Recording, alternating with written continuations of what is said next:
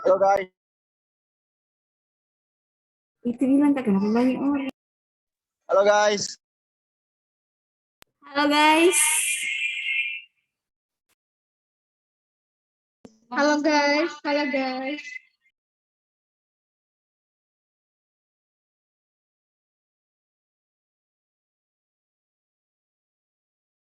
Mawar, bangun ke Mawar.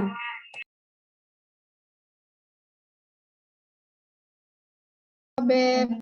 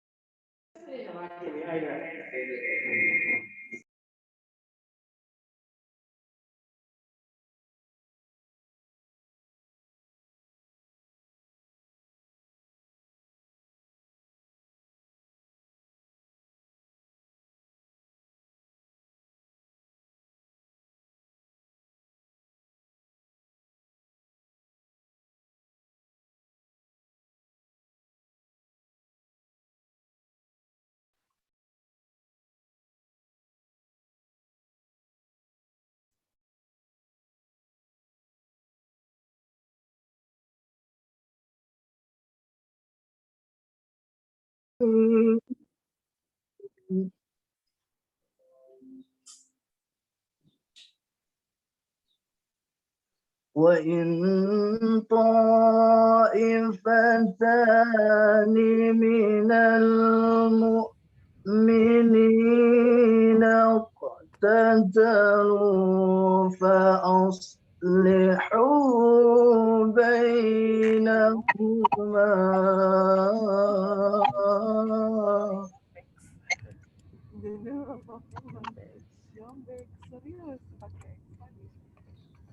فأصلحوا بينهما فإن بغت إحداهما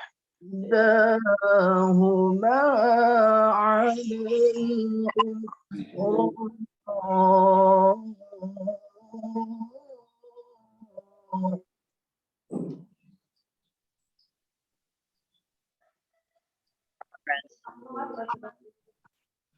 فقاتلوا التي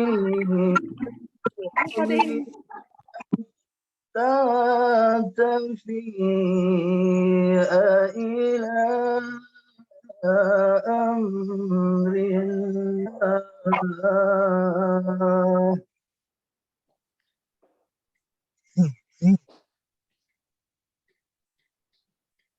فإن فاءت فأصلحوا بينهما بالعدل وأقسطوا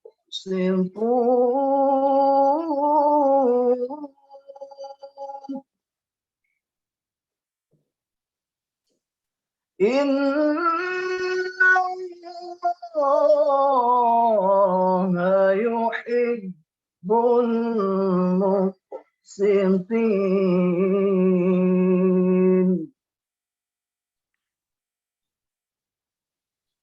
إنما المؤمنون إخوة فأصلحوا بين أخويكم واتقوا الله لعلكم ترحمون صدق الله العظيم. Assalamualaikum warahmatullahi wabarakatuh. Waalaikumsalam warahmatullahi wabarakatuh. Selanjutnya, sambutan oleh Ketua Badan Pengurus Harian Universitas Muhammadiyah Mamuju kepada Ayahanda Haji Darwin Saleh, SPD, MPD, dengan ini disilahkan.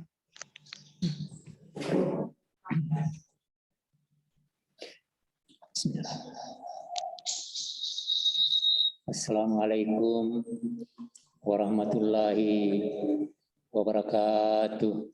Waalaikumsalam warahmatullahi wabarakatuh.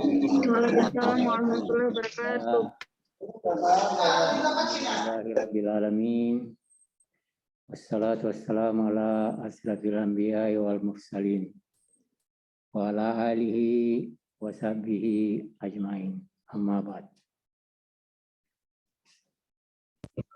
Pertama-tama, marilah kita senantiasa memanjatkan puji dan syukur kehadirat Allah Subhanahu wa Ta'ala atas segala nikmat yang diberikan kepada kita yang tak bisa kita hitung-hitung nikmatnya. Dan juga tak lupa kita kirimkan salam dan selawat kepada junjungan Nabiullah Muhammad sallallahu alaihi wasallam. Atas risalah beliaulah sehingga kita menikmati kehidupan yang damai sekarang ini. Yang pertama-tama saya hormati Kepala Dinas Pendidikan Provinsi Sulawesi Barat, Bapak Profesor Dr. Gufran di Irawan MED, dan juga saya hormati Bapak Dr. Elviandri SHI MHum, dosen Fakultas Hukum Universitas Muhammadiyah Kalimantan Timur. Mudah-mudahan kita senantiasa diberikan kesehatan, kekuatan, dan senantiasa dalam ridhonya. Kemudian saya hormati juga pejabat rektor Universitas Muhammadiyah Mamuju Sulawesi Barat bersama dengan unsur pimpinan lainnya. Kemudian ketua-ketua prodi dan sekretaris prodi Universitas Muhammadiyah Mamuju, dan juga tak lupa saya hormati anggota Badan Pembina Harian Universitas Muhammadiyah Mamuju.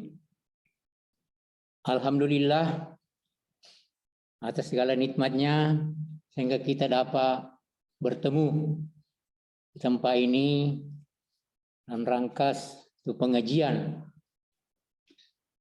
Dan ini merupakan satu kemajuan karena bisa kita melaksanakan pengajian ini dengan tamu-tamu istimewa, terutama Kepala Dinas Pendidikan Provinsi Sulawesi Barat yang bisa meluangkan waktunya untuk bersama-sama dengan kita dan sebagai tamu kehormatan. Begitu juga kepada Bapak dosen Universitas Muhammadiyah Kalimantan Timur yang juga bisa meluangkan waktunya untuk kita bersama-sama dan memberikan pengajian sebagai pengajian tamu, sehingga kita perserikatan ini semakin dapat berkemajuan dan mencerahkan. Saya kira hanya itu sambutan saya. Untuk lebih memanfaatkan waktu, mari kita bersama-sama mengikuti pengajian ini dengan saksama. Mudah-mudahan ini menjadi amal kita. Amin. Terima kasih. Wabillahi taufiq wal hidayah. Wassalamualaikum warahmatullahi wabarakatuh. Waalaikumsalam warahmatullahi wabarakatuh. Selanjutnya sambutan oleh pejabat Assalamualaikum warahmatullahi wabarakatuh. sekaligus membuka acara kuliah tamu kepada Bapak Dr. Furqan Mawardi MPI. Dengan ini disilahkan.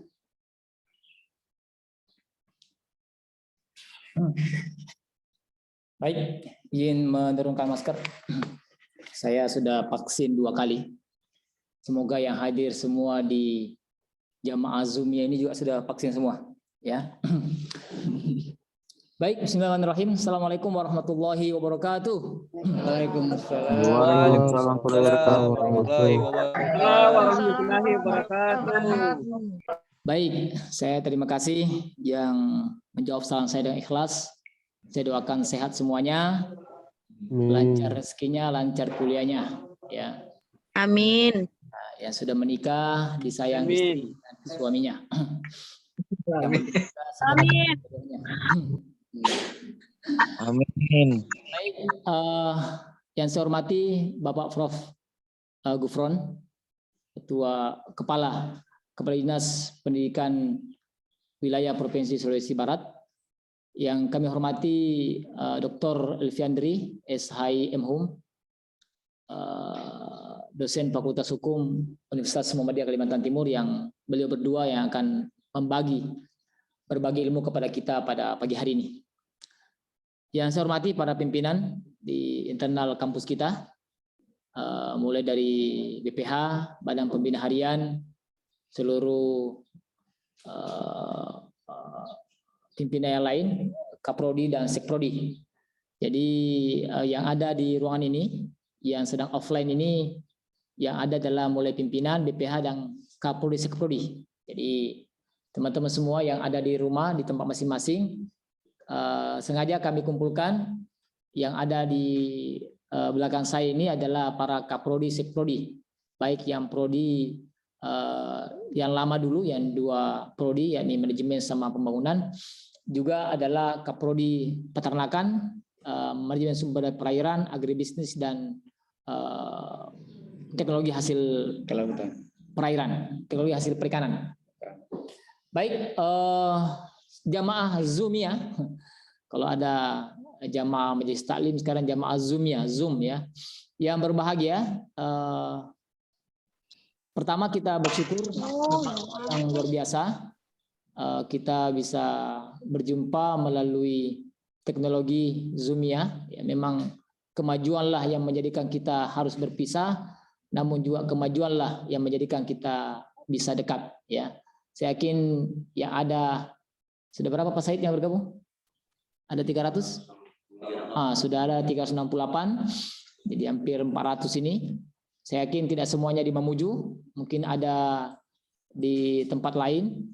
Namun Anda berpisah karena kemajuan, namun juga kita bisa berjumpa hari ini juga dengan kemajuan. Maka kita juga di Sinjai, Ustaz. Gimana? Oh, ada yang di Sinjai. Oh iya. Baik. Yang penting di Indonesia. Ya, masih di Indonesia dan masih di atas bumi Allah. Bersalawat kita kepada baginda Nabiullah Muhammad Sallallahu Alaihi Wasallam. Baik, ucapan hormat dan terima kasih kepada Prof. Gufron yang insya Allah akan bersama kita nanti berbagi ilmu, kemudian juga Pak Dr. Elviandri. Ya, jadi tema kita ini bijak berekspresi dan bermedia sosial di era disrupsi. Ya, di mana teman-teman semua mau dikata saat ini orang itu dengan teknologi itu lebih dekat dari segala-galanya.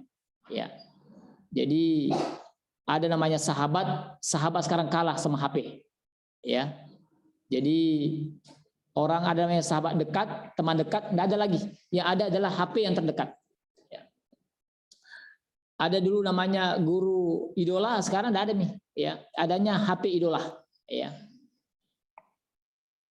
Halo, masih kelihatan saya? Hilang. Masih Pak. Masih. Oh ya. Masih Pak.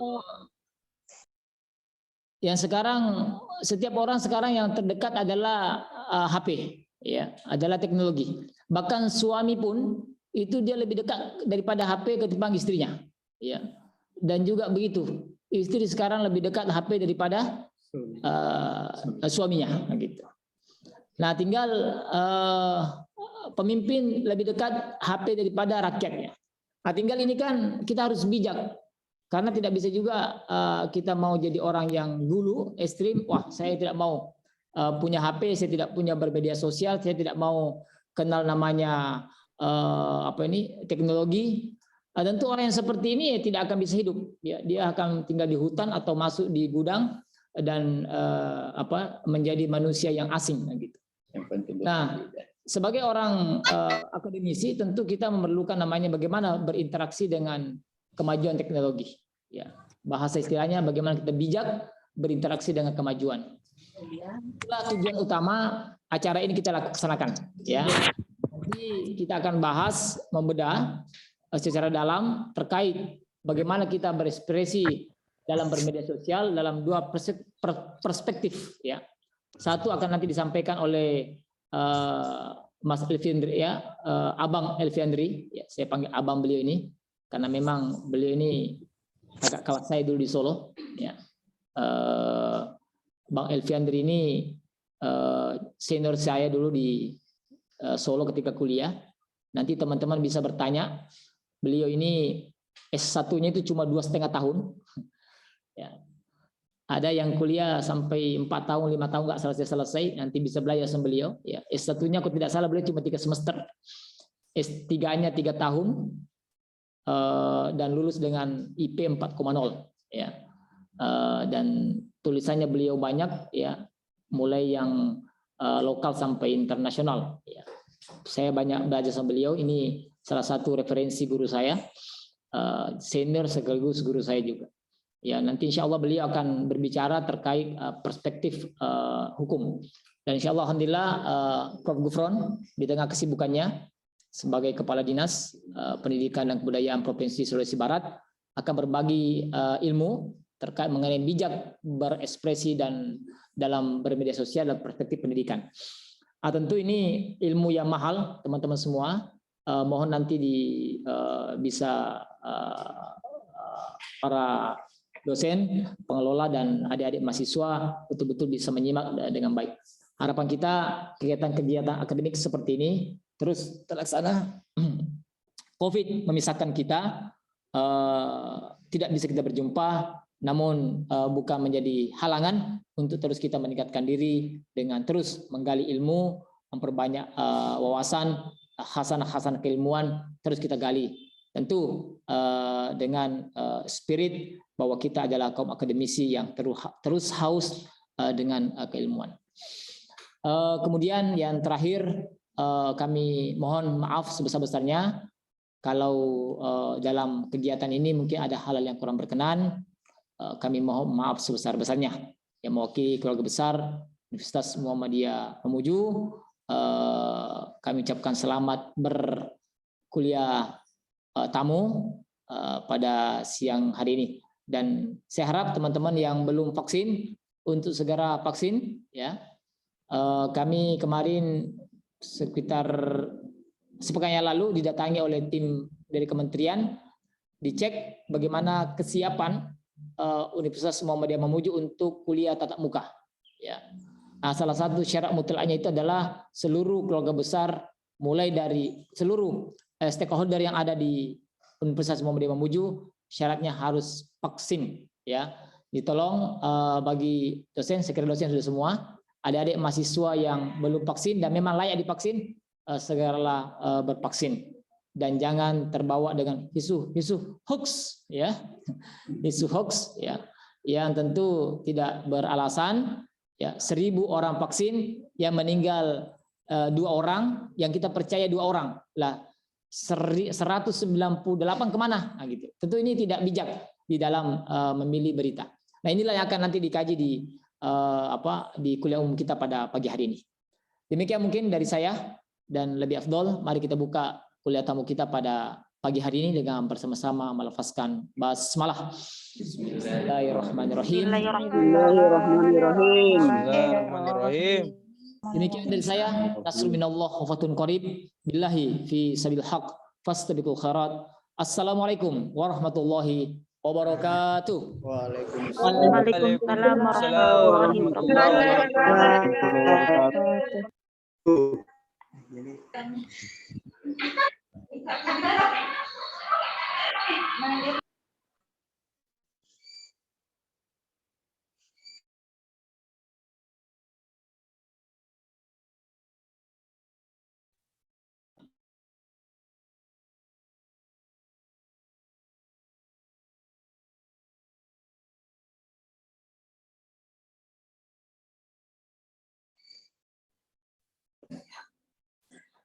Selanjutnya, acara kuliah tamu Universitas Muhammadiyah Mamuju dengan tema bijak berekspresi dan bermedia sosial di era disrupsi akan dipandu oleh moderator kepada Ibu Reski Novianti, SPD, MPD.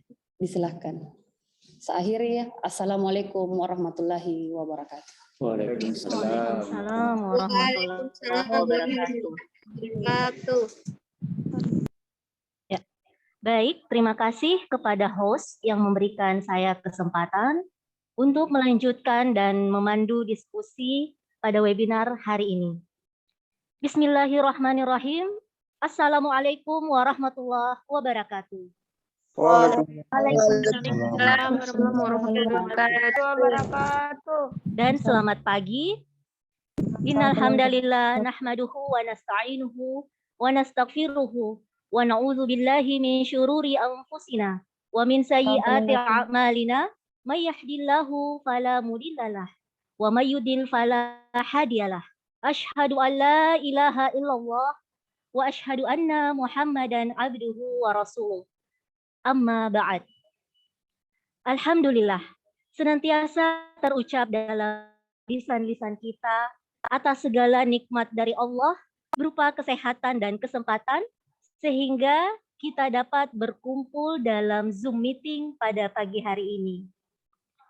Tak lupa kita kirimkan salam dan salawat senantiasa tercurah kepada Rasulullah Muhammad SAW beserta keluarga dan para sahabatnya. Semoga kegiatan webinar pada hari ini diberikan kelancaran, kemudahan, serta diberkahi. Amin. Selamat datang Bapak, Ibu, dan adik-adik mahasiswa, serta para audiens pada kegiatan webinar via Zoom meeting Kuliah Tahbu Universitas Muhammadiyah Mamuju dengan tema Bijak berekspresi dan bermedia sosial di era disrupsi.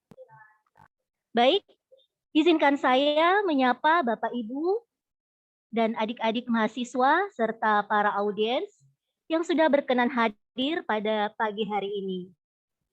Yang terhormat Ketua BPH beserta jajaran Universitas Muhammadiyah Mamuju. Yang terhormat Bapak Dr. Furkan Mawardi, MPI, selaku PJ Rektor Universitas Muhammadiyah Mamuju. Yang terhormat narasumber kita, Bapak Profesor Dr. Gufran Dharma Dirawan, MIMG, selaku Kepala Dinas Pendidikan dan Kebudayaan Provinsi Sulawesi Barat. Yang terhormat narasumber kita, Bapak Dr. Elviandri SHI MHU, selaku dosen Fakultas Hukum Universitas Muhammadiyah Kalimantan Timur UMKT. Beserta segenap sivitas akademika Universitas Muhammadiyah Mamuju yang hadir pada ruang Zoom pagi hari ini, serta para audiens yang berbahagia. Tahun 2020 dan 2021 yang sebentar lagi kita tinggalkan menuju tahun 2022 adalah era disrupsi, di mana banyak hal baru bermunculan yang sebelumnya tidak pernah terpikirkan oleh cara konvensional. Disrupsi adalah era terjadinya inovasi dan perubahan besar-besaran yang secara fundamental mengubah semua sistem, tatanan, dan landscape yang ada ke cara-cara baru. Di masa pandemi saat ini, untuk memaksimalkan interaksi dan aktivitas sosial kita dihubungkan dengan media sosial atau media digital. Sejalan dengan itu, kebebasan berekspresi merupakan salah satu hak fundamental yang diakui oleh sebuah negara hukum yang demokratis dan menjunjung tinggi hak asasi manusia. Sebagai negara hukum, Indonesia telah menjamin kebebasan berekspresi sejak awal kemerdekaan melalui Undang-Undang Dasar 1945. Nah, dalam webinar kali ini kita akan membahas bijak berekspresi dan bermedia sosial di era disrupsi yang akan dibahas oleh kedua narasumber kita dalam perspektif pendidikan akan disampaikan oleh Profesor Gufron, dan dalam perspektif hukum akan disampaikan oleh Bapak Dr. Elviandri SHI MHum. Namun sebelumnya, saya selaku moderator mohon izin mengingatkan kepada para audiens untuk memperhatikan rules berikut. Yang pertama, sesi diskusi ini berlangsung 20 menit untuk pemaparan materi masing-masing narasumber dan 10 menit untuk diskusi. Yang kedua, selama pemaparan materi berlangsung, audiens dapat mengajukan pertanyaan lewat chat room ke moderator dengan menuliskan nama dan pertanyaannya ditujukan ke profesor atau ke Pak Doktor. Atau yang hendak bertanya langsung boleh raise hand di chat room. Ya, saya kira ini sudah ada beberapa yang raise hand ya. Mungkin maknanya di sini izin mematikan kamera atau bagaimana ya. Jadi nanti ke depan yang raise hand ini ingin bertanya langsung kepada narasumber kita. Setelah dipersilahkan, baru mengajukan pertanyaan secara to the point. Yang ketiga, audiens dimohon mematikan mikrofonnya dan menyalakan kamera selama ya. Baik, untuk efisiensi waktu, mungkin kami cek dulu apakah narasumber kita sudah bergabung di ruang Zoom. Assalamualaikum, Prof. Waalaikumsalam warahmatullahi wabarakatuh. Ya, alhamdulillah Prof sudah bergabung bersama kita. Assalamualaikum Pak Doktor. Waalaikumsalam warahmatullahi Dr. wabarakatuh. Elviandri. Waalaikumsalam Ya. warahmatullahi wabarakatuh. Alhamdulillah kedua narasumber kita telah bergabung bersama kita di ruang Zoom di tengah-tengah kesibukan beliau yang luar biasa padat, dan saya kira ini adalah suatu kehormatan yang besar buat kita Universitas Muhammadiyah Mamuju. Terima kasih banyak Prof dan Pak Doktor. Baik,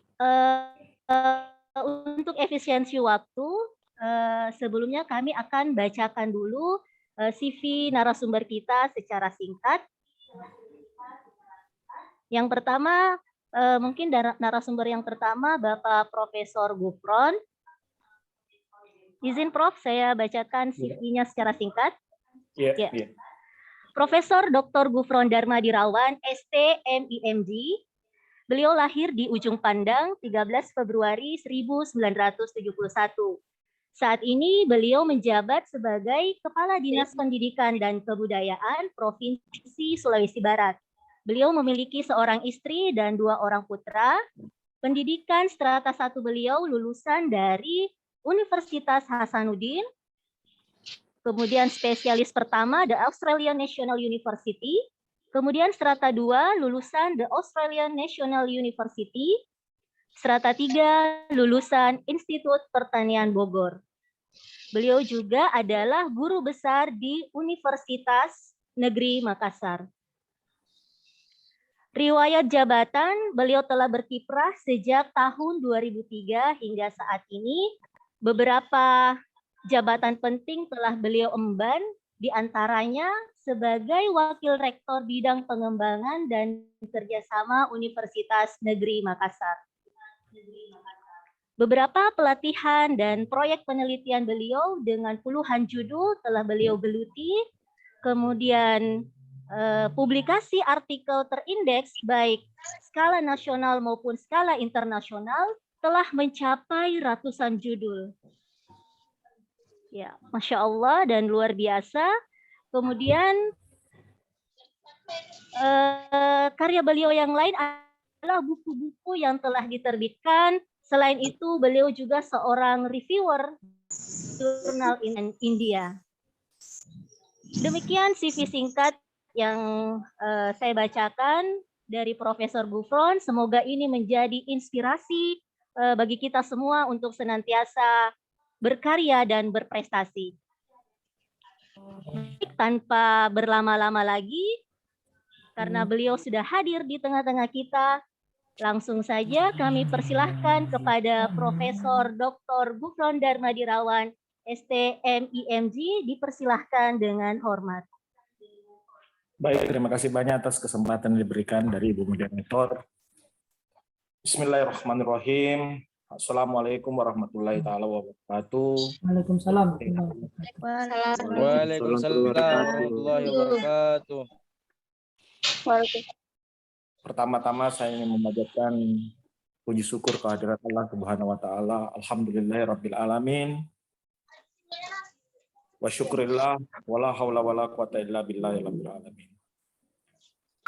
Saya ingin berterima kasih pertama-tama kepada pihak dari Universitas Muhammadiyah yang telah memberikan kesempatan saya untuk hadir dalam webinar kali ini dan memberikan apresiasi yang sangat luar biasa kepada kami yang sebenarnya bagi saya apa yang telah terjadi itu merupakan bagian daripada kehidupan saya dan itu merupakan bagaimana kemudian kita berusaha untuk bisa melakukan berbagai upaya dalam rangka memperbaiki umat manusia pada bukan hanya di sini di Mandar ini atau di Mamuju ataupun di Sulbar ini, tapi juga bagaimana kemudian kita mencoba untuk bisa melihat keseluruhan dari universe ini dan bagaimana kemudian kita bisa melihat seluruh alam ini, bagaimana kemudian mereka saling berinteraksi satu dengan yang lainnya.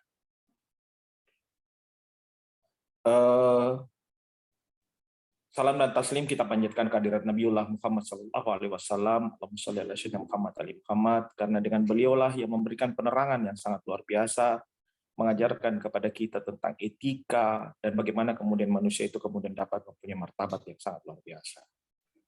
Yang saya hormati, yang saya banggakan, Tomala Bita, seluruh anggota BPH Muhammadiyah yang sempat hadir dalam ruangan chat ini. Yang saya hormati, yang saya banggakan, Tomala Bita, Pak Rektor Universitas Muhammadiyah Mamuju. Terus terang, saya menjadi seharusnya bisa diterima ini di Mamuju ini sebagai bagian dari ini, dan bagian dari ya kalau bisa saya mengajar, ada waktu untuk mengajar, mungkin saya akan mengajar karena bagi saya ini darah dosen masih sangat kental sekali. Saya cuma diamanahkan sementara saja ini menjadi kepala dinas, tapi insya Allah akhir tahun 2022 mungkin insya Allah sudah kembali lagi ke universitas. Siap Prof, kami siap jadwal Prof. Yeah. Istilahnya bagi saya bahwa apa pengetahuan yang kita miliki jika tidak disebarkan kepada orang lain itu jangan sampai dia menjadi dosa buat kita karena kita hanya menyimpannya saja kemudian kita tidak mengamalkannya dan mengimplementasikannya. Baik, ketika kita berbicara, mohon maaf juga ini kepada seluruh hadirin dan hadirat yang sempat hadir dari yang ada di tempat ini, Bapak narasumber, mohon maaf jika saya mungkin tidak dapat menyebutkan satu persatu, tapi semoga dengan silaturahmi yang kita adakan ini bisa menjadikan kita menjadi bagian dari surga Jannatul Naim nanti setelah di akhirat nantinya. Amin. Pertama-tama, ketika kita berbicara tentang era disrupsi, maka kita harusnya berbicara dengan bagaimana sih sebenarnya revolusi industri itu terjadi. Jadi revolusi industri itu sebenarnya diawali dari zaman Renaissance di Prancis, kemudian berkembang revolusi industri yang pertama ketika itu ditemukan mesin uap dan sebagainya sehingga terjadi efisiensi yang sangat luar biasa. Revolusi industri kedua dimulai dengan mesin-mesin produksi yang sangat besar jumlahnya. Revolusi industri ketika terjadi mekanisme perubahan di sistem teknologi, khususnya berkaitan dengan telekomunikasi, penerbangan, dan sebagainya. Dan kita masuk ke era disrupsi, yaitu revolusi industri 4.0. Bahkan sekarang di negara Jepang maupun di Korea Selatan khususnya, itu kita sekarang berada pada Society 5.0. Sebagai gambaran yang sederhana, apabila kita ingin mencoba membandingkan bagaimana sih sebenarnya disebut dengan era industri 4.0 tersebut, apa yang kita hadapi hari ini adalah merupakan bagian dari apa yang disebut dengan era disrupsi. Ya, disrupsi itu ada lonjakan teknologi yang sangat jauh yang menyebabkan terjadinya percepatan terhadap waktu, percepatan terhadap mekanisme sistem dalam produk kehidupan, dan terjadinya perubahan yang sangat mendasar dalam pola kehidupan masyarakat saat ini. Revolusi industri 4.0 inilah yang kemudian menjadi tantangan yang sangat luar biasa dalam pola kehidupan manusia. Apalagi kelihatannya memang 4.0 era revolusi industri 4.0 ini bersamaan dengan datangnya pandemi COVID-19. Jadi kalau saya menyatakan ada era revolusi industri 4.0, maka ada era penyakit revolusi industri 4.0 yaitu COVID pada saat ini. Hal yang paling utama yang menjadi fenomena dasar dari perubahan tersebut adalah perubahan pola hidup kehidupan manusia, baik itu dalam kehidupan sosial, pola kehidupan ekonomi, pola kehidupan hubungan relasi antar manusia dengan manusia, perubahan relasi hubungan antar manusia dengan Tuhannya, dan pola bagaimana manusia itu kemudian berhubungan dengan makhluk-makhluk yang ada di sekitarnya. Ada banyak hal yang sangat luar biasa terjadi pada revolusi industri 4.0 ini, karena perubahan seperti yang dikatakan oleh Bapak Rektor tadi, kadang-kadang suami sudah tidak kenal lagi istrinya. Karena kenapa? Karena istrinya itu tidur dengan HP, suaminya tidur dengan HP. Yang pertama dicari pada waktu bangun tidur adalah HP-nya duluan, baru cari istrinya. Bahkan kadang-kadang lupa istrinya gara-gara HP-nya. Nah, bahkan istri juga begitu. Istri juga mulai melupakan suami gara-gara HP-nya. Jadi revolusi industri 4.0 ini kemudian mengubah banyak hal dalam struktur, pola kehidupan, pola keluarga, pola-pola masyarakat tradisional yang harusnya masih bisa dipertahankan, karakter kebangsaan yang harusnya masih kita miliki, tapi semua itu berubah dengan revolusi industri 4.0 ini. Semua orang kemudian memiliki sifat individualistik yang sangat kuat, jauh lebih besar dibandingkan dengan apa yang dimiliki oleh orang Indonesia, yaitu pola kehidupan yang tradisional yang lebih kepada masyarakat atau komunitasnya.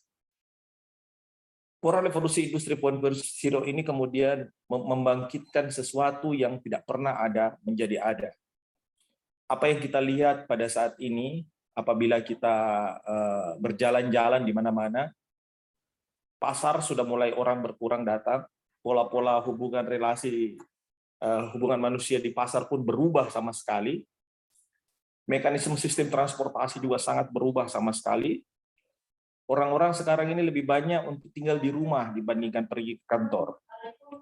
Efisiensi terjadi di mana-mana. Pola makan juga berubah. Kita sekarang ini tidak lagi harus mengenal pola-pola yang ada, pola-pola makan tradisional yang ada dalam diri kita. Tapi sekarang ini juga semua mekanisme sistem itu kemudian berubah sama sekali. Datanglah yang disebut lagi dengan COVID-19 yang kemudian akhirnya merubah pola pikir kita, merubah tata cara pembelajaran kita, merubah banyak hal dalam kehidupan kita. Sehingga ketika kita berbicara tentang aspek pendidikan pada saat revolusi industri 4.0 atau community 5.0, maka kita akan berhadapan dengan satu kata dalam mekanisme pendidikan, yaitu apa yang disebut dengan kata kompetensi. Di era sekarang ini, sudah sangat sulit kita menemukan orang-orang lagi yang punya semangat tinggi untuk dapat bekerja dengan baik. Kenapa? Karena hampir semua sekarang mekanisme itu dilakukan dengan teknologi yang sama sekali tidak pernah kita bayangkan sebelumnya. Bahkan kita berhadapan lagi dengan sekarang dengan sebuah teknologi maya yang disebut dengan metaverse. Ini yang diluncurkan oleh Facebook pada saat ini, sehingga kehidupan maya itu akhirnya jauh lebih hadir dibandingkan dengan kehidupan yang nyata. Pada kondisi metaverse, apabila kita merujuk kepada metaverse, maka dunia sekarang ini dirubah dari dalam dunia nyata berubah menjadi dunia maya. Di dalam metaverse sekarang ini kita sudah boleh lagi membeli tanah. Kita boleh bikin bangunan secantik apapun yang kita miliki. Di dalam metaverse juga kita bisa mencari uang. Kita bekerja, kita berolahraga di sana. Kita makan bersama teman-teman kita di sana dalam bentuk metaverse. Sehingga pola kehidupan nyata sekarang ini sudah tidak bisa lagi tergambarkan dengan apa yang kita lihat. Apa yang kita lihat di dalam HP pada saat ini, nantinya mungkin dalam 5 tahun ini sudah berubah semua. Setiap orang nantinya akan diwakili oleh masing-masing virtual reality-nya. Sehingga kita lagi dalam virtual reality tersebut kita juga kemudian bisa mengubah diri kita menjadi jauh lebih gagah, jauh lebih ganteng, jauh lebih kaya. Pokoknya segala hal yang sifatnya lebih itu dapat dilakukan dengan metaverse. Pola kehidupan ini kemudian mengubah ke sistem yang ada di masyarakat. Saya kebetulan pernah mengajar di Jepang selama 2 tahun, tahun 2018 dan 2019. Selama beberapa bulan di sana, kemudian balik ke Indonesia, kemudian datang lagi mengajar, kemudian balik lagi ke Indonesia, demikian seterusnya hingga saya selama 2 tahun itu 5 kali ke Jepang. Apa yang terjadi dalam society tersebut? Kehidupan itu akhirnya makin menjadi ringkas. Orang tidak butuh kantor, yang dia butuh adalah space kecil, ruangan kecil, yang mana dari space kecil tersebut dia dapat melanglang buana ke seluruh dunia. Uang kemudian berubah, bukan lagi yen yang mereka perdagangkan, tapi menjadi Bitcoin yang mereka perdagangkan. Kita tidak lagi berbicara tentang berapa besar nilai transaksi uang yang ada dalam bentuk yen ke rupiah atau rupiah ke yen, tapi kita sudah mulai bicara tentang berapa ETH, di mana satu ETH itu setara dengan berapa yen, satu ETH itu setara dengan beberapa rupiah. Kita tidak lagi membutuhkan hubungan relasi antar individu, antar makhluk dengan makhluk. Orang Jepang laki-laki sekarang ini lebih suka dengan sex doll. Dia lebih suka membeli boneka perempuan yang kemudian dijadikan sebagai istri. Diperlakukan selayaknya perempuan. Kenapa mereka suka dengan boneka? Karena istilahnya mereka tidak butuh orang yang sangat cerewet yang mau mengatur hidupnya. Perubahan sangat besar terjadi juga dalam sistem pernikahan, dan itu yang menyebabkan mengapa Jepang sekarang jumlah penduduk yang lahir itu kemudian lebih kecil dengan jumlah penduduk yang usia lanjut atau usia tua. Sehingga terjadi perubahan sosial di mana pola penanganan orang tua itu kemudian akhirnya menjadi satu pola penanganan tersendiri yang terstruktur yang tidak dapat dihindarkan oleh pemerintah dalam proses pengambilan keputusannya. Di Korea Selatan, hal yang sama terjadi. Era Society 5.0. Saya kebetulan pernah mengajar pada salah satu universitas di sana selama 1 minggu. Di sana itu boleh dikata kehidupan kita itu betul-betul sudah tidak lagi pola individu komunal. Jadi orang hanya bisa bertemu itu lewat dating chatting. Kemudian kita kalau mau datang ke satu tempat, mereka akan berkumpul yang sesamanya saja di satu tempat tertentu dan sebagainya. Pola-pola kehidupan ini kemudian merubah kehidupan kita menjadi pola kehidupan yang sangat individualis, di mana kita lebih mempertontonkan keinginan kita, nafsu kita dibandingkan dengan orang lain. Tidak ada lagi makanan dikirim via drone. Tidak ada lagi orang yang bertemu dengan orang dalam proses makanan tersebut karena itu sudah dikirim via drone. Bahkan di beberapa tempat itu drone kemudian dijadikan sebagai alat untuk bisa memata-matai seseorang dan melakukan apa saja terhadap seseorang itu. Perubahan-perubahan ini kemudian mengingatkan kita bahwa apa sih sesungguhnya esensi yang ingin kita harapkan dari perubahan tersebut. Masyarakat itu kemudian berubah. Di mana masyarakat itu kemudian hanya berpikir untuk bagaimana untuk bisa menyelamatkan dirinya sendiri. Dan itulah sebabnya mengapa di Jepang sekarang, yang sulit di Jepang sekarang bukan pada saat ketika kita sehat. Kalau sehat insya Allah akan sangat luar biasa, karena kita hampir setiap hari kita akan bisa menghasilkan uang. Tetapi yang menjadi konsideran utama adalah ketika kita sakit. Karena setiap kita sakit, maka kita akan menghabiskan sebanyak mungkin uang yang kita hasilkan ketika kita sehat. Sehingga dengan pola individualistis yang kondisi sekarang ini, kita dapat bisa membayangkan bagaimana kemudian masyarakat itu kemudian terfragmentasi dalam beberapa bentuk. Dan kebanyakan mereka kemudian melakukan diskusi dalam berbagai media, khususnya dalam kaitannya dengan media sosial. Demikian pula mekanisme pembelajaran. Hari ini kita bisa melihat bahwa mekanisme pembelajaran yang kita lakukan itu melalui learning management system.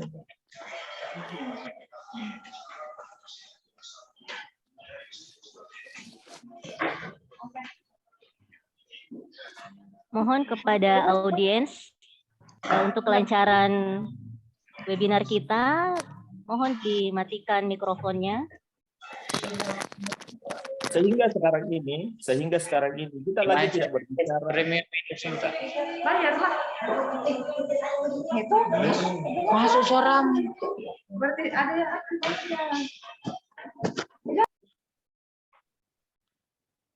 Halo. Prof. Baik, Prof. Ya, baik. Silahkan, Prof. Sama dengan pembelajaran sekarang. Pembelajaran sekarang kita mempergunakan apa yang disebut dengan learning management system. Di level SMA, SMK sekarang ini di Sulbar kita sudah punya learning management system yang disebut dengan Laumo Masikola. Learning management system inilah kemudian menjadi sangat efektif sekali dalam rangka memberikan pembelajaran di era pandemi sekarang ini. Karena dengan mekanisme itu kita bisa melihat bahwa Sulbar sekarang itu terjadi perubahan yang sangat luar biasa. Ketika kita berbicara tentang sistem pendidikan, maka kita akan berbicara kemudian bagaimana efek dari hybrid learning itu kemudian merubah segalanya. Karenanya kita tetap harus punya kemampuan untuk melakukan tatap muka. Dan tadi pagi ada lagi SKB 4 Menteri yang menyatakan bahwa PTM itu, pertemuan tatap muka itu dapat dilakukan sekarang ini pada level 1 dan level 2, yang kemudian apabila sudah lebih dari 50% itu telah melakukan vaksinasi dan seluruh tim pengajarnya telah divaksinasi, maka itu dapat bersekolah seperti biasa dengan waktu sekolah itu hanya 5 jam per hari. Perubahan ini terus-menerus berubah. Mengapa dia berubah? Karena kemampuan kita, kemampuan manusia dalam melakukan proses adaptasi itu juga berubah. Tetapi di samping itu, perubahan tersebut juga harus didukung dengan infrastruktur yang ada. Nah, inilah yang kemudian kita perbaiki selama ini, selama saya masih menjadi pejabat kepala dinas. Pola perbaikan infrastruktur, baik itu di dunia maya, lewat learning management system yang kita miliki sekarang ini dengan 1.162 mata pelajaran yang ada. Itu kemudian dapat memberikan kemampuan kepada kita untuk kita bisa melihat dampak yang sangat luar biasa. Salah satu dampak yang luar biasa itu adalah data berdasarkan data Pusdatin, Pusat Data dan Informasi dari Kementerian Mendikbud, di Sulbar sekarang ini telah terjadi perubahan yang sangat signifikan. Dari pola pembelajaran ketika masa pandemi hanya 38%, kemudian berubah menjadi sekarang ini telah berhasil mencapai sekitar 78, sekian persen. Dan Sulbar telah masuk dalam ranking 6 nasional untuk pola pembelajaran dengan mempergunakan TIK. Sulbar juga telah masuk menjadi ranking 3 nasional yang mempergunakan pembelajaran dengan learning management system. Bahkan Sulbar dengan 2.400 gurunya itu telah sekarang ini telah sangat luar biasa. Itu telah mendapatkan sampai ke level 4 dalam pola pembelajaran dengan pembatik. Di samping itu lagi untuk Ki Hajar, Sulbar telah masuk dalam ranking 10 besar, bahkan ranking 6 besar. Sehingga di mana hampir seluruh kuota internet yang diberikan oleh pemerintah, dalam hal ini pemerintah pusat, itu telah mencapai sekitar hampir 90%. Kalau tidak salah itu angkanya 87,90 sekian persen. Dan inilah kemudian menempatkan Sulbar menjadi salah satu pengembang hybrid learning yang terbaik pada saat ini. Jadi di antara sekian provinsi, Sulbar itu kemudian menjadi salah satu contoh dalam pengembangan hybrid learning pada saat ini. Inilah yang kemudian terus kita dorong, terus kita perbaiki. Dalam hal kualitas, kita sudah bisa melihat bahwa tingkat rate masuk ke perguruan tinggi, Sulbar itu telah mencapai APK di atas 40%. Hal ini terbukti dengan menjadi ranking 1 nasional secara rasio melalui jalur SNPTN dan SBMPTN, dan ranking 7 nasional dalam bentuk jumlah melalui jalur SNPTN dan SBMPTN. Dan ini membuktikan anak-anak Sulbar itu sekarang tidak lagi hanya tersebar di beberapa daerah saja, tetapi kita sudah mulai masuk ke beberapa universitas-universitas ternama, bahkan beberapa di antaranya telah bersekolah di Cina, walaupun sekolahnya tinggalnya di Mamuju, tapi sekolahnya di Cina. Ada juga beberapa teman-teman, anak-anak sekalian ini sekarang ini sudah menjadi sangat luar biasa, karena dengan uji kompetensi yang telah mereka lakukan, mereka bisa mendapatkan uji kompetensi terutama dengan berhubungan dengan Cisco, berhubungan dengan Microsoft apa begitu dan sebagainya. Dan ini dibuktikan dengan berbagai macam sertifikat yang telah mereka miliki. Mohon maaf, Sebentar Pak Yakub, lagi sedang webinar. Saya lagi bicara. Ya, sebentar ya. Ini membuktikan lagi bahwa Sulbar kemudian bukan lagi menjadi provinsi dengan urutan ke-34 dari 34 provinsi yang ada di Sulawesi sekarang ini, di seluruh Indonesia pada saat ini. Tapi kita sudah naik peringkat, sudah naik 6 peringkat menjadi ranking 28 nasional. Dan ini membuktikan bahwa upaya kita dalam rangka mewujudkan kualitas sumber daya manusia di Sulbar itu sudah mulai sangat tinggi. Tantangan yang dihadapi universitas sekarang saat ini adalah dengan kita bisa melihat bahwa Harvard University itu sekarang sudah masuk dalam web Open University yang merupakan salah satu universitas yang paling terbesar di dunia itu dengan hampir 3 juta mahasiswa. Kemudian beberapa universitas terkenal di Australia, University of Queensland tempat saya mengajar, University of Canberra, kemudian Tokyo Institute of Technology, Nanyang Institute of Technology itu sekarang sudah masuk di web. Bahkan beberapa universitas-universitas di Cina dan Malaysia itu kemudian menawarkan modul-modul jarak jauh yang kemudian memberikan kesempatan kepada seluruh siswa untuk bisa mendapatkan sertifikat dari universitas-universitas mereka. Ini merupakan tantangan yang paling berat nantinya akan kita hadapi, terutama universitas-universitas yang ada di seluruh Indonesia.